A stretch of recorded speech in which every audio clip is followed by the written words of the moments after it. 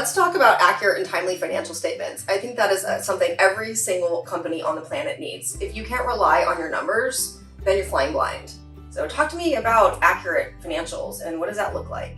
And then what are some mistakes people have made? I agree. I mean, you can't control what you can't measure, and that's why it is important to understand your numbers.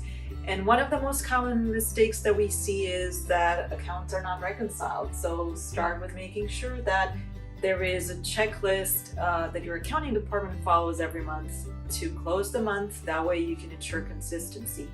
And then make sure that you review the financials regularly and look for any outliers. Ask questions. Try to understand what's on your balance sheet, what's on your profit and loss statement. Like every single account on the balance sheet should move every single month.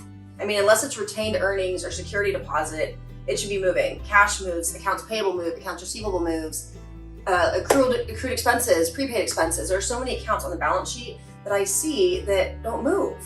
And it's like, well, who's doing your financials if numbers just stay static? Obviously the P&L could be incorrect. I mean, I'm sure you've seen so many profit and loss statements that are just not accurate because there's been balance sheet errors. Correct. The reconciliation, to your point, is very important. But I've also seen where actuals have been booked to the wrong account, and we budget it to a specific account, and if the actuals are being accrued somewhere else, that can really significantly impact your variance in your budget analysis month over month. I mean, how often should a company be looking at their budget to actual reports? Monthly, because that's when you can spot those outliers, and it should stand out if an amount shows up in an account where you didn't budget for. That's the biggest red flag. Either there's something going on or it was booked incorrectly. So the more often you review, the easier it is to catch these mistakes, and then you don't wait till year end. Yeah, exactly. And I mean, I see a lot of companies that don't get their financials until 25th, 26th, 27th of the month, and sometimes that's too late to make that month's decision.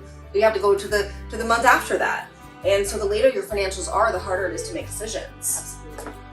It's also great to have a budget every single year because you have that benchmark, right? So each month you're looking to make sure that actuals are coming in as you had planned. Those who don't have a budget, it's a little more difficult to see those outliers. That's true.